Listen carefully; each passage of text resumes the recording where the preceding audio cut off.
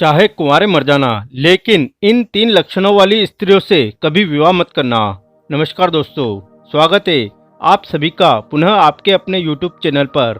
प्रिय दर्शकों, इस वीडियो में आपके लिए लेकर आए हैं एक ऐसी कहानी जिसमें आपको बताया जाएगा अपनी जिंदगी में कुंवारे मर जाना, लेकिन इन 3 लक्षण वाली स्त्रियों से हमेशा बच के रहना और इनसे कदापि विवाह मत करना। कभी जिंदगी में आप परेशान नहीं रहेंगे। मित्रों, यह कहानी आपको बहुत अच्छी जानकारी और सीख देकर के जाएगी। तो चलिए मित्रों, आपका कीमती समय बर्बाद न करते हुए अब सीधे कहानी पर ही पहुंचते हैं। प्रिय दोस्तों, एक समय की बात है, किसी जंगल में तोता और मैना का जोड़ा एक वृक्ष के डाल पर बैठा हुआ था। तोता ने मैना से कहा, हे मैना रानी, आज का समय बहुत ही बदल चुका है। मैना कहने लगी, पिया जी, ऐसा क्या समय बदल चुका है? तब तोता कहता है, हे मैना रानी, समय इतना बदल गया है कि आजकल की स्त्रियां और आजकल की लड़कियां बहुत ही स्वार्थी बन चुकी है, क्योंकि स्त्रियां अपने स्वार्थ के लिए कुछ भी करने के लिए तैयार हो जाती है। जो काम उन्हें कदापि नहीं करना चाहिए वो स्वार्थ के प्रति स्त्रियां कर बैठती है। मैना कहती है, हे पिया जी, मैं तुम्हारी बात से सहमत नहीं हूँ। स्त्रियां कैसे स्वार्थी हो सकती है? आप हमारी नारी जाति की बुराई कर रहे हैं। तोता कहता है, नहीं मैना रानी, तुम हमारी बात पर विश्वास करो। तब मैना कहती है, नहीं स्वामी, मैं तुम्हारी बात पर विश्वास नहीं कर सकती। तब तोता कहता है, ठीक है मैना, जब तुम्हें विश्वास नहीं है तो आइए हम आपके लिए एक कहानी सुनाते हैं, और इस कहानी को सुनने के साथ साथ तुमको यह विश्वास हो जाएगा कि तुम्हारी नारी जाति कितनी स्वार्थी बन चुकी है और अपने स्वार्थ के लिए कितने गलत गलत काम करने के लिए तैयार हो जाती है। दोस्तों, तभी मैना कहती है, ठीक है स्वामी, पहले आप वह कहानी सुनाइए और सिद्ध करके बताइए कि हमारी नारी जाति स्वार्थी है या नहीं। दोस्तों, तब वह तोता अपने मैना रानी को वह कहानी सुनाता है। तोता कहता है, हे मैना, एक समय की बात है, किसी नगर में 3 दोस्त रहा करते थे। एक राजा का लड़का था जो राजकुमार था, एक बनिया का लड़का था और एक साहूकार का लड़का था। 3 दोस्त थे, तीनों में बहुत गहरी दोस्ती थी, क्योंकि वह तीनों साथ साथ पढ़े थे और साथ साथ ही बड़े भी हुए थे। राजा का जो लड़का था वो राजकुमार था, उसकी शादी भी हो चुकी थी। मित्रों, एक दिन की बात है, तीनों दोस्त राजा के बगीचे में टहल रहे थे, तो राजकुमार जो राजा का लड़का था वह अपने दोस्तों से कहता है, भाई कल चलते हैं और अपनी पत्नी को उसके मायके से बुला करके ले आते हैं, क्योंकि बहुत दिन हो चुके हैं और हमें अपनी पत्नी की बहुत याद आ रही है। इसलिए कल ससुराल में चलते हैं और तुम हमारे साथ चलो और हम अपनी पत्नी को बुला लाए। तब इन दोनों दोस्तों ने कहा, जो साहूकार का लड़का था और बनिया का लड़का था, इन दोनों ने बोला, भाई तुम तो अपने ससुराल में पहुंच जाओगे और ससुराल में ससुर जी के महल में आराम से सोओगे, लेकिन हम कहाँ जाएंगे? तब राजकुमार कहता है, मेरे भाई तुम कोई सराय देख लेना और एक रात की ही तो बात है, रात सराय में काट लेना और सुबह मैं अपनी पत्नी को लेकर के आ जाऊंगा और आराम से घर के लिए निकल चलेंगे। दोस्तों, राजकुमार की बात को सुनकर के दोनों दोस्त, साहूकार का लड़का और बनिया का लड़का जो था वह सहमत हो जाता है। लेकिन बनिया का लड़का जो था वह बहुत ही चालाक और चतुर था, और जो राजा का लड़का राजकुमार और साहूकार का बेटा बिल्कुल भोले और नादान थे।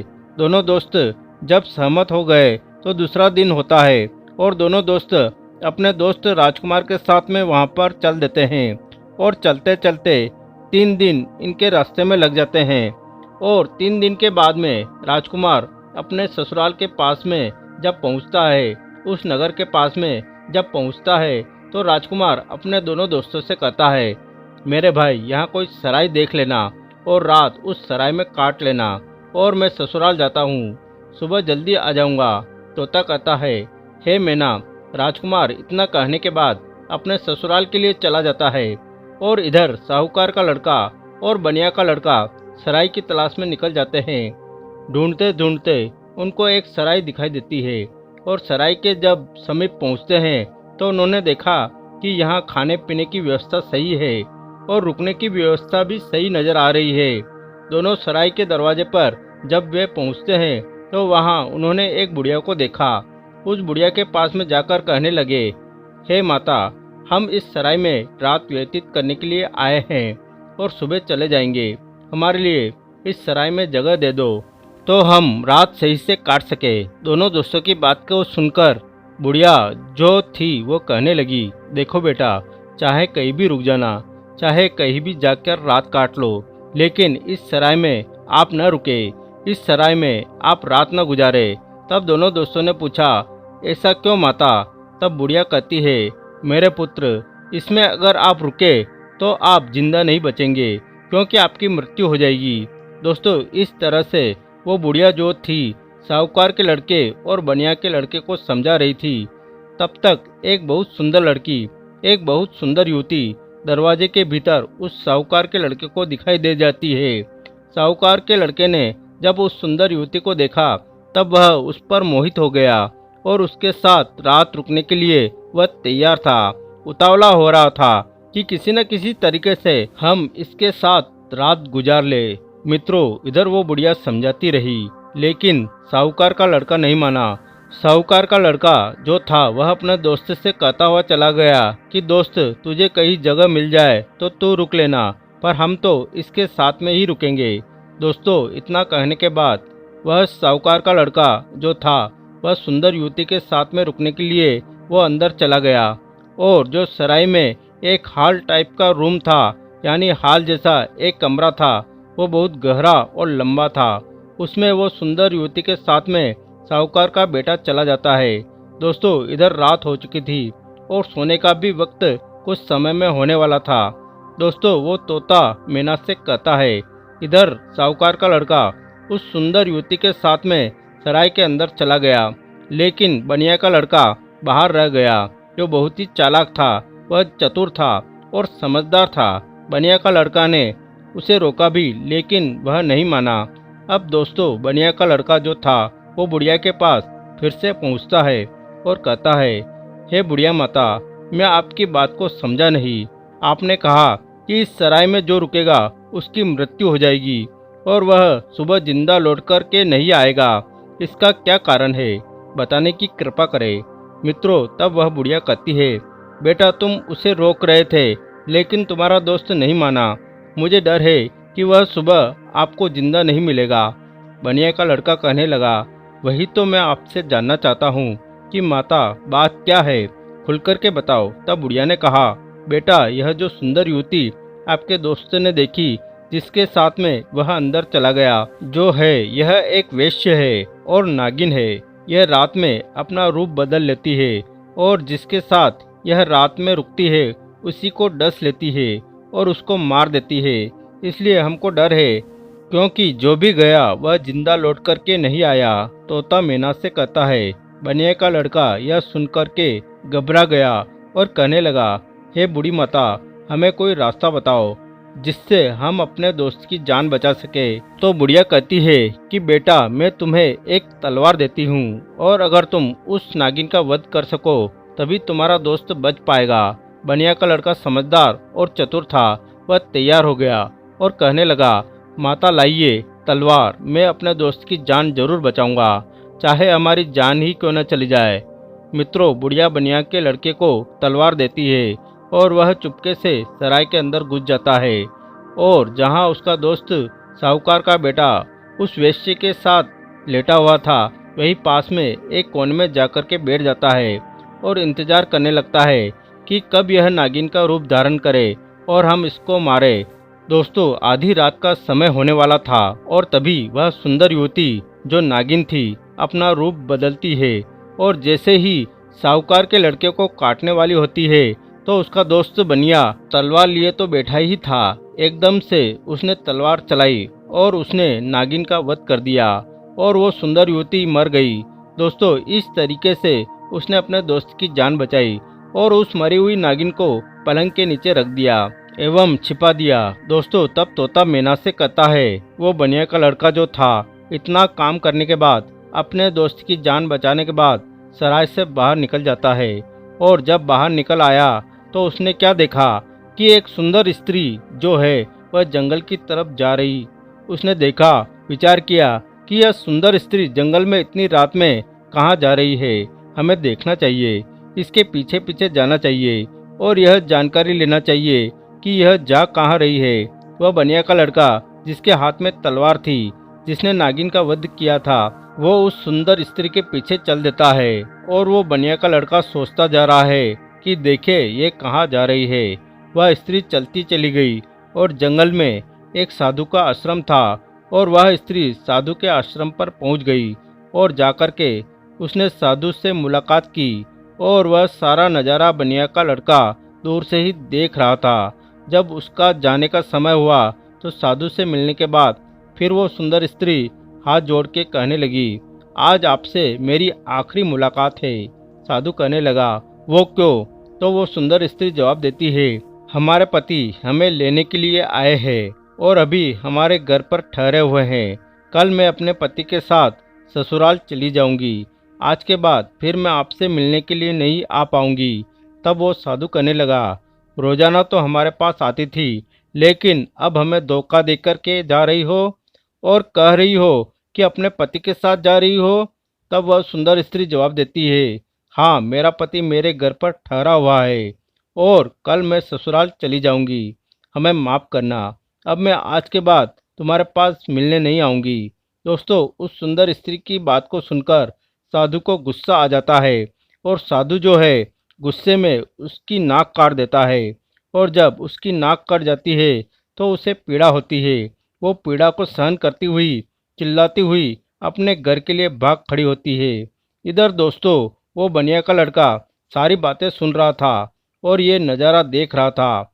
उस बनिया के लड़के को बहुत गुस्सा आ गया और उसने गुस्से में साधु को मार दिया, उसकी हत्या कर दी और उसको मार करके वहाँ से तुरंत चल देता है और आगे चल करके एक मंदिर था और वह उसी मंदिर में जाके छिपकर भीतर बैठ गया। अब वह सोचता है, हे प्रभु, इस दुनिया में हो क्या रहा है। अब इधर जो बनिया का लड़का मंदिर के अंदर बेचारा चुपचाप बैठा हुआ था, वहाँ पर कुछ चोर आते हैं और चोर मंदिर के बाहर से हाथ जोड़ करके कहते हैं कि देवी माँ, हम चोरी करने के लिए जा रहे हैं और अगर ये हमारी चोरी आसानी से हो जाए और हम न पकड़े गए तो कल हम तुम्हारे पास तुम्हारे लिए राजा की लड़की को लाएंगे और उसकी बलि को चढ़ाएंगे। इतना कहने के बाद वो चोर अपनी चोरी करने के लिए चले जाते हैं और जो अंदर बनिया का लड़का बैठा था, उसने जब चोरों की बात को सुना तो उसके पैरों तले जमीन खिसक गई और वह कहता है, यह क्या है? यहाँ भी एक हत्या होने वाली है। हे प्रभु, यह हो क्या रहा है? दोस्तों, वह बनिया का लड़का विचार करता है, चाहे कुछ भी हो जाए लेकिन मैं राजा की लड़की की हत्या नहीं होने दूंगा। यह सोच करके वह मंदिर में बैठा रहा। इधर दोस्तों क्या हुआ, वो स्त्री जो थी जिसकी नाक साधु ने काटी थी, वो अपने घर पर पहुंची और उसने रोना धोना बंद किया। बाकी पीड़ा तो सता रही थी। उसने विचार किया, अगर सुबह लोग हमको देखेंगे तो पता नहीं, न जाने मेरे बारे में क्या कहेंगे। हमें शर्म से अपना सर नीचा झुकाना पड़ेगा। क्यों न हम अपने पति को फंसा दे और यह कह दे कि हमारे पति ने मेरी नाक काट ली। तो वही हुआ, सवेरा होने वाला था। जैसे ही थोड़ा प्रकाश होने को था तभी वह चिल्लाने लगी और कहने लगी कि देखिए देखिए, हमारे पति ने हमारी नाक काट ली। दोस्तों, घर वाले जो थे वो एकदम से भाग करके आते हैं और उसके पति को बंदी बना लेते हैं। जो वो राजकुमार था, जो राजा का लड़का था, उसको पकड़ लेते हैं और पकड़ करके वहाँ के राजा के सामने पेश कर देते हैं। राजा वह सारा वृत्तांत जान करके उसको जेल में डाल देता है। तब तोता मैना से कहता है, हे मैना रानी, अब आगे सुनिए क्या हुआ। इधर पूरा दिन व्यतीत हो गया। उसका दोस्त जो बनिया था, उसने पूरा दिन इधर उधर बैठ करके काट लिया और जब रात हो गई तब उसी मंदिर में जाकर के छिप करके बैठ गया, क्योंकि उसे मालूम था कि यह चोर राजा की लड़की को पकड़ करके जरूर लाएंगे, उसकी हत्या जरूर करेंगे, लेकिन मैं उसकी हत्या नहीं होने दूंगा। जब रात हो गई तो मंदिर में जाकर के तलवार लेकर के छिपकर बैठ गया। इधर आधी रात जब होती है तब वह चोर राजा की लड़की को पकड़ के लाते हैं और मंदिर के बाहर बैठ जाते हैं। कुछ देर बैठ करके बात करते हैं और कहते हैं, देवी माँ ने हमारी बातें सुन ली है कितनी बढ़िया हमें चोरी करवा दी, पकड़े भी नहीं गए और बहुत मालदार भी बन जाएंगे क्योंकि हमने बहुत माल लूटा है। इस तरीके की बातें कुछ देर करते रहे। फिर उनमें से एक बोला, देख भाई, अब उस लड़की को जल्दी ले जा और देवी माँ के सामने उसका सिर काट देना और उसकी बलि चढ़ा देना। तो दोस्तों, उन चोरों में से एक चोर जो था वह राजा की लड़की को पकड़ करके अंदर मंदिर में प्रवेश करता है और देवी माँ की जहाँ पर मूर्ति थी वहाँ ले जाता है और उस लड़की का सिर काटने के लिए जैसे ही वह चोर जाता है तो बनिया का लड़का तो वहाँ तैयार ही बैठा हुआ था और वो चोर राजा की लड़की का सिर नहीं काट पाया, उसकी बलि नहीं चढ़ा पाया, क्योंकि उससे पहले ही बनिया के लड़के ने उस चोर को मार दिया और चोर को मार करके उसकी लाश को बगल में रख दिया। इधर दोस्तों, उन चोरों में से एक चोर कहता है, देख भाई, वो हमारा एक साथी गया है, वो लौट करके नहीं आया है। अरे तू जा और देख करके आ कि क्या उसने बलि चढ़ा पाई या नहीं चढ़ा पाई। दोस्तों, ऐसे ही दूसरा चोर जो है जैसे ही मंदिर में प्रवेश करता है तो वह बनिया का लड़का तैयार बैठा हुआ था, उसने उसको भी मार दिया। कहने का मतलब यह है कि इसी तरीके से उस बनिया के लड़के ने जितने भी चोर थे सारे चोरों को मार दिया और उस राजा की लड़की की रक्षा की।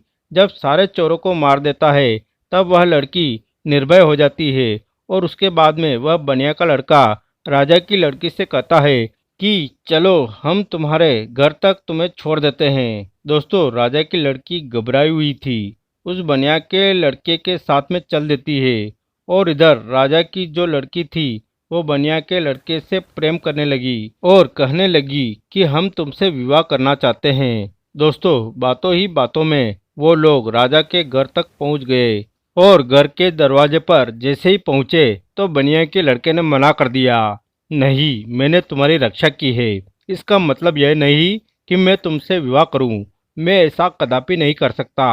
राजा की लड़की को गुस्सा आ गया और कहने लगी, अगर आप हमारे साथ शादी नहीं करेंगे तो मैं आपको जेल में डलवा दूंगी। बनिया का लड़का कहने लगा, जैसी आपकी मर्जी, लेकिन मैं शादी नहीं करूंगा। दोस्तों, तभी राजा की लड़की दरवाजे पर चिल्लाती है और कहती है, बचाओ, यह हमको पकड़ करके ले जाना चाहता है और यह हमारी इज्जत लूटना चाहता है।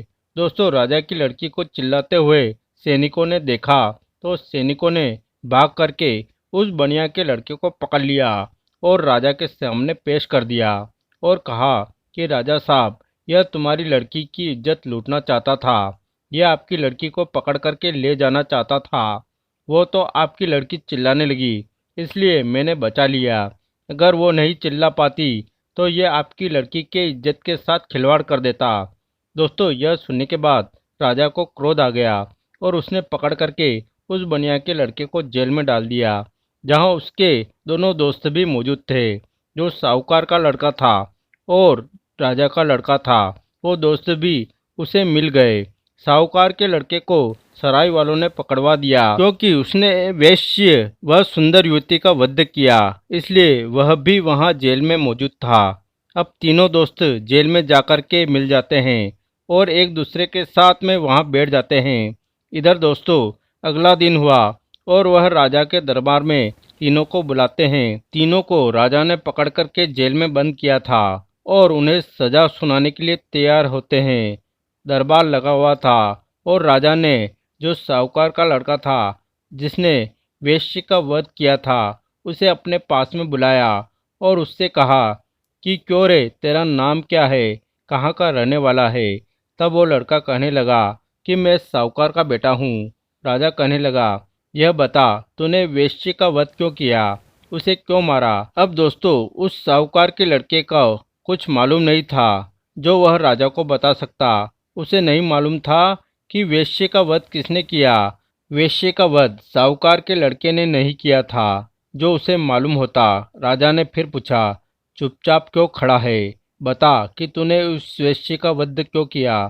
दोस्तों, जब वो साहूकार का लड़का नहीं बोल पाया, लेकिन जो बनिया का लड़का था वह कहने लगा, महाराज क्षमा चाहता हूँ, जो बीच में हमको बोलना पड़ रहा है, इसे कुछ मालूम नहीं है, इसने वेश्या का वध नहीं किया, क्योंकि वेश्या का वध मैंने किया है। राजा कहने लगा, तो बता तूने क्यों किया, बात क्या है। तब दोस्तों वह बनिया का लड़का कहता है, हे महाराज, हम अपने दोस्तों के साथ इसी साहूकार के लड़के के साथ में सराय में रुकने के लिए एक रात गुजारने के लिए गए थे, और एक बूढ़ी माँ ने मना किया था, इसके अंदर नहीं रुको, क्योंकि जो रुकेगा वह सुबह जिंदा नहीं बचेगा। लेकिन यह हमारा दोस्त नहीं माना, और उसने उस सुंदर वेश्या को देख करके रात गुजारने के लिए अंदर सराय में चला गया। मुझे उस बुढ़िया के द्वारा मालूम हुआ कि यह नागिन है, और यह नागिन के रूप में आकर के इसको डस लेगी। इसलिए तब मैं तलवार को लेकर के अपने इस दोस्त की जिंदगी बचाने के लिए, जहाँ यह पलंग पर वेश्या के साथ सोया हुआ था, वहीं एक कोने में जाकर के बैठ गया। और जैसे ही उस वेश्या ने रूप बदला और नागिन बन करके हमारे दोस्त को डसने के लिए तैयार हुई, मैंने तुरंत उसको मार दिया। अगर आपको विश्वास नहीं है तो जहाँ पलंग पड़ा हुआ है उसके नीचे हमने मरी हुई नागिन रख दी है, आप देख लीजिए। दोस्तों तब राजा ने सैनिकों को भेजा, और वहां सैनिकों ने जाकर के वहीं मरी हुई नागिन पाई, और आकर के सारी बात राजा को बताया कि सत्य बात है। तो दोस्तों राजा प्रसन्न हो गया और कहने लगा, ठीक है, तूने दोस्ती का फर्ज निभाया है, जो अपनी दोस्त की जिंदगी बचाई है। दोस्तों राजा साहूकार के लड़के को छोड़ देता है। उसके बाद में राजा जो था वह राजकुमार, यानी कि जो राजा का लड़का राजकुमार जो था, उसको बुलाता है और उससे पूछता है, तू बता कि तूने अपनी पत्नी की नाक क्यों काटी। तब दोस्तों उसको भी नहीं मालूम था नाक किसने काटी है, वह भी चुपचाप खड़ा था। राजा ने फिर दोबारा पूछा कि बोल क्यों नहीं रहा, कि तूने अपनी पत्नी की नाक क्यों काटी। तब दोस्तों वो बनिया का लड़का फिर से हाथ जोड़ करके कहने लगा कि महाराज क्षमा करे, इसको भी नहीं मालूम, इसने अपनी पत्नी की नाक नहीं काटी है। नाक किसने काटी है वह सारा वृत्तांत मैं आपको सुनाता हूँ। तब उस बनिया के लड़के ने राजा को बताया कि यह लड़की साधु से प्रेम करती है। रात में साधु से मिलने के लिए गई, मैं इसके पीछे पीछे गया। इसने कहा कि मैं कल से तुमसे मिलने नहीं आ सकती, मेरा पति मुझे लेने के लिए आया है। यह सुनकर के उस साधु ने इसकी नाक काट ली, और इसने आकर के अपने पति को फंसा दिया। इसने गलत किया। राजा कहने लगा, मैं तेरी बात पर विश्वास कैसे करूं। तब उस बनिया के लड़के ने कहा, महाराज सैनिकों को भेजिए, जहां उस साधु का आश्रम है, देख लीजिए, मैंने साधु का वध कर दिया है। दोस्तों सैनिक जाते हैं आश्रम पर, उस मरे हुए साधु को देखते हैं, तो आकर के राजा को बताते हैं, महाराज बात सत्य है। दोस्तों तब वो राजा उस राजकुमार को भी छोड़ देता है, वो भी बच जाता है। दोस्तों फिर तोता कहता है, अब बारी आई उस बनिया के लड़के की, जिसने राजा के सामने अपने दोस्तों की जिंदगी बचाई। राजा उस बनिए के लड़के से बोलता है कि तूने तो अपने दोस्तों को बचा लिया, लेकिन अब तू बता कि तू हमारी लड़की को पकड़ करके क्यों ले जाना चाहता था, इसके साथ में दुर्व्यवहार क्यों करना चाहता था, इसकी इज्जत से खिलवाड़ करना क्यों चाहता था। अब तू नहीं बचेगा। दोस्तों तब वह बनिया का लड़का कहता है कि महाराज क्षमा करे, यह आपकी लड़की जो है ना, इसने हमें गलत फंसाया है। आपकी लड़की की बलि चढ़ाने के लिए कुछ चोर इसको पकड़ करके ले गए थे। मैं उसी मंदिर में था, मेरे हाथ में तलवार थी, क्योंकि मैं साधु को मार करके आया, और आपकी लड़की को मारने के लिए जैसे ही एक चोर अंदर मंदिर में आता है, मैंने उसको मार दिया, दूसरा आता है उसको भी मार दिया।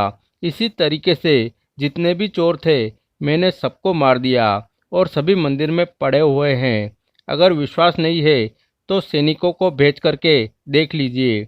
दोस्तों वही हुआ। सैनिक जाते हैं मंदिर के पास में, मंदिर में जाकर के देखते हैं तो उन चोरों की लाशें पड़ी हुई थी। तो सैनिकों ने आकर के सारी बात राजा से कही कि महाराज बात सत्य है, आपकी लड़की की रक्षा इसने ही की है, इसने इज्जत से खिलवाड़ नहीं किया और ना ही इज्जत लूटने की कोशिश की है।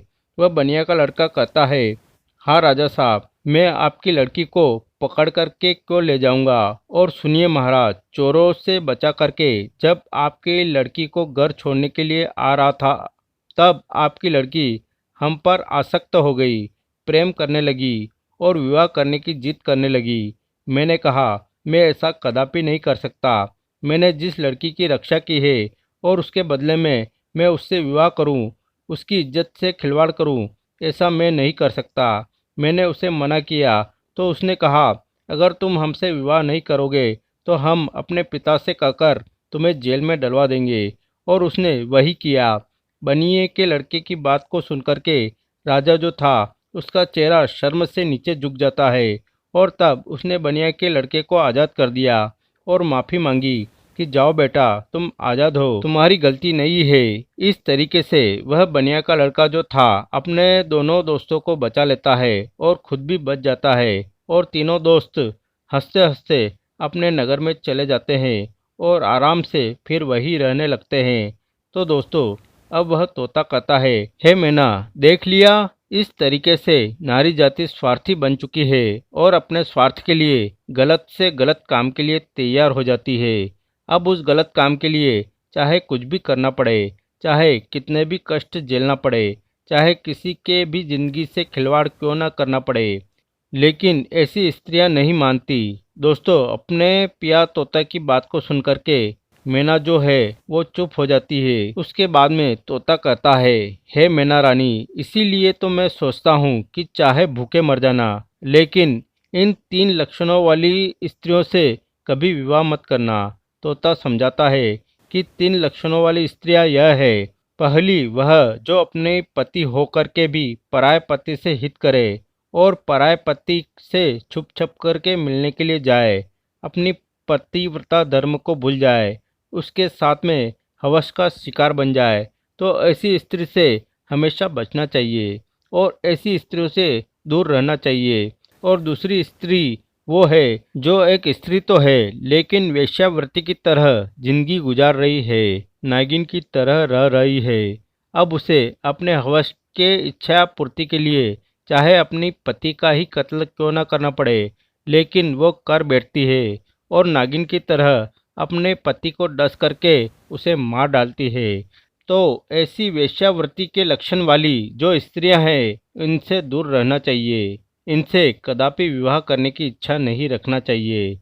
और तोता बोला, हे मैना रानी, तीसरी स्त्री वह है जिसकी जान अगर कोई बचाए और अगर वह मरने के लिए जा रही हो और उसकी अगर कोई जान बचा ले और ऐसे में वे मददगार को ही झूठा फंसा दे और उसी मददगार से विवाह की इच्छा करे, उसी से दुर्व्यवहार करने की इच्छा करे और फिर उसको झूठा फंसा करके उसको मरवा डाले या उसे जेल में बंद करवा दे या उसे सजा दिलवा दे, तो ऐसी स्त्रियों से भी हमेशा बच के रहना चाहिए। इनका कोई भी भरोसा नहीं है कि किस वक्त तुम्हारी ज़िंदगी को ले बैठे। तो दोस्तों, मेरे कहने का तात्पर्य यह है कि यह कहानी हमें यह सिखाती है, चाहे जीवन में कुंवारे मर जाना, लेकिन इन 3 लक्षणों वाली लड़कियों से हमेशा दूर रहना, बच के रहना। कभी ज़िंदगी में फंसोगे नहीं और कभी ज़िंदगी में दुखी नहीं रहोगे और तुम्हें कभी भी ज़िंदगी में रोना भी नहीं पड़ेगा और पछताना भी नहीं पड़ेगा। तो प्रिय मित्रों, कैसी लगी आपको यह कहानी? अगर कहानी अच्छी लगी, पसंद आई, तो कमेंट बॉक्स में ज़रूर बताना और हो सके तो अपने मित्रों को शेयर करना और हमारे चैनल को सब्सक्राइब अवश्य करना।